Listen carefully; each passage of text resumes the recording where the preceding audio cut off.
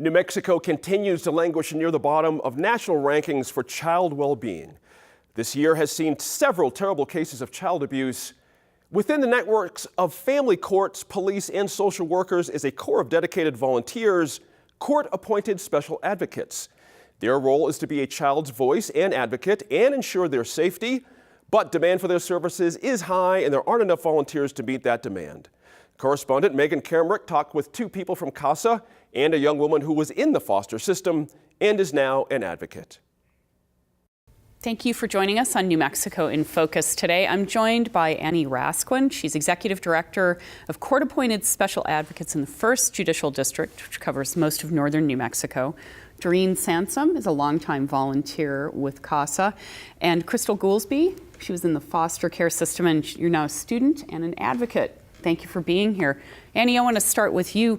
Court-appointed special advocates are appointed by judges when a child is removed from their family and put in foster care. So what is the CASA volunteer's role from that point on, and how does that protect vulnerable kids? Okay, well, court-appointed special advocates are trained volunteers. They're appointed by a judge post-adjudication, and they remain advocates for a child throughout the time they're in foster care. And they have 3 mandates. They make sure that child's safe, they make sure they have everything they need in order to thrive, and they make sure they have a chance for permanency, which means a forever home. So that could mean going back to the family, or it could mean adoption? Absolutely. Okay. Whatever is determined. Or aging out. Some youth end up aging out of the system. And right. Our causes help them make sure they have what they need to thrive and have a good future, hopefully. Now, this CASA model is all over the country and all over the state. You represent the 1st Judicial District.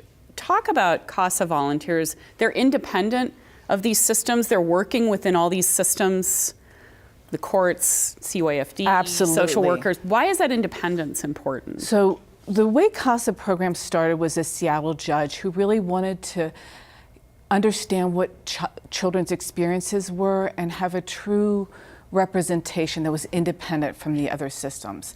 And we are completely independent from the other programs. Each program, though, we get guidance from CASA programs nationally in the state. We remain independent. And our But you're not under the state, you're not CYFD. We're not okay. CYFD, and that allows us to really have a different perspective and able to challenge some things and really have a different eye so we can really clearly advocate for what we think is in that child's best interest, which can be very challenging sometimes. We bring a different perspective, and what we try to do is really bring that child's voice to the surface and that child's needs, and bring a really rich understanding of what each individual child needs. Now, we're seeing more kids entering the foster system in New Mexico. Do you have a sense of why and what the challenges are that your group faces keeping kids safe? That's a really salient question, Megan. Thank you. We are seeing an increase. We're seeing an increase on a state level, and we're seeing a huge increase in my district, in the 1st Judicial District. Which is Rio Arriba County, Santa Fe County. And Los Alamos. Los Alamos. And especially in Rio Arriba. And I think what we see, we don't have hard data on why that is, but we know when other systems fail, that filters down to the most vulnerable, and our children and at-risk families are most vulnerable. So when behavioral health systems are inadequate, when substance abuse treatment is inadequate, we see that filter down to families when there's high poverty levels. And what we see is the cases that are coming in are more complex. We see domestic violence as an issue, and we see substance abuse as an issue. Like co-occurring sometimes? Absolutely. And these families are struggling. Every family wants to do well, but we see that the demands on these families, it's so hard and so extreme that it filters down. Children get hurt, and we have to intervene. Doreen, I want to turn to you. You've been a volunteer with CASA for 6 years, more than 6 years. Is there a case or a story that has stuck with you that made you realize how important the role is of these volunteers? Thank you, Megan, for inviting us here. And yes, I have had experience with several families over the past 6 years. And I believe you're talking about making a difference in how the case was going to go, or the services that were going to be provided. And I can tell you a story about a child who was 3.5 years old when he came into the foster care system. And when I met the child, I realized that he had a problem being understood. And I saw on the treatment plan, this is the Children, Youth, and Families Department, it has a treatment plan that he needed a developmental evaluation. So I was asking periodically about the evaluation getting done in a reasonable amount of time. When we came to one of the first hearings, and this was a main role of the CASA volunteer, is to submit a court report to the judge. And I had it, of course, on my written report that he needed the developmental evaluation right away, and had to actually speak out in court as to, in order for this to get done before the next hearing, which was 3 months in the future, and we were going to, lose some time. So it was then that I saw that the judge was able to then say to the Children, Youth, and Families Department that this needed to be done right now and get an appointment done. Now we're talking about a 3-year-old. This is key, early brain development. You can't really lose time. Exactly. Right? And we wanted to get these services in. I did anyway, because of my background of knowing from birth to age 5 how important that foundation is to start the services right away. What if you hadn't been there to speak up? Well, the story even goes on. Is he finally did get the evaluation, and it came back that the child was not eligible for speech services, which was very puzzling to me. So Because he was talking and people couldn't understand. That's right. And part of my job is to also look into everybody else that is interacting with the child. So I went to the preschool and went to the child care to see what was happening. The child was having some behavior problems. So I started to think, well, these two things go hand in hand. When you're not no one understands you get frustrated and acting out. So I made a big effort to go to the individual education plan. They call it the IEP, the schools have it. And I went there, and I knew what my role was going to be. Basically, I was going to have to ask for having another evaluation done.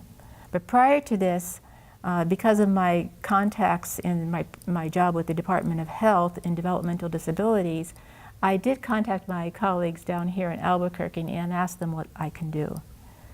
So you got it done. I got it done, and I did not want to be a threat to any of the school personnel, but ask them, what can we do? What can I go back and tell the judge? How are we addressing this issue? And we all know that this child will probably present problems when he's in 1st or 2nd grade because of the behavior and the frustration to speak. So fortunately, to make the long story short, one of the therapists said they would do another test called an articulation test. And within 2 weeks, the child was eligible and receiving the services that he needed before he was going to enter kindergarten. Crystal, you entered foster care at 17, a little later. Talk about the CASA volunteer who helped you. Why was that so important? So while I was in foster care, I didn't really have a lot of people that I was allowed to talk to. And just by court, you were supposed to not talk to certain family members, and right. And so I was allowed to obviously talk to my CASA volunteer, and she really took that to heart, and we were able to talk a lot of days, 3 or 4 days out of the week, and just build a relationship. I mean, she was in Raton and I was in Albuquerque, but you couldn't really feel the distance. It was more like we were really close, and she always made sure that my needs were met and that I had what I needed, and if I didn't, she would do something about it. And I think even now, that's something that was so valuable to me. Right now we have more kids and young people entering the foster care system than we have CASA volunteers available. What would it have been like for you without that CASA volunteer? So I think it would have been more difficult. I mean, I can't really speak to that because I did have one. However, I have peers who didn't, and I see that their needs weren't met in the same way. I mean, they were able to speak to their youth attorney or whatever in that manner, but I think with a CASA volunteer, it's more personable, and so they're able to really spend time with you, whether it be on the phone or in person, and get to know your actual needs, not just meet you 5 minutes before and talk to you quickly as happens with youth attorneys too often. So it's having someone you know is in your corner who always has your back.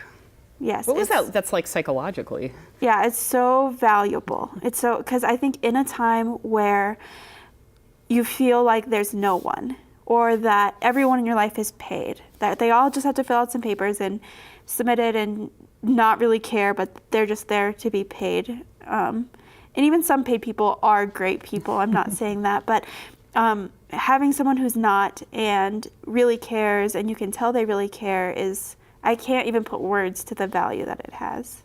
What would you like people to know? You're a student and an advocate now. You're Yes. coming close to graduation. Yes. What would you like people to know about the challenges facing kids in foster care, especially as they age out?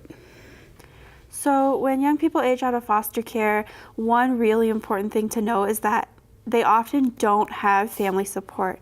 If you think back to when you were in college, you probably had your family to support you in some fashion. And often young people in foster care don't, whether their families just can't or aren't willing, or there's many different reasons why families don't support their young people. And so it's important to surround the young person aging out of foster care with people who care and who are loving and who want to help the child or the youth not feel like there's a gap.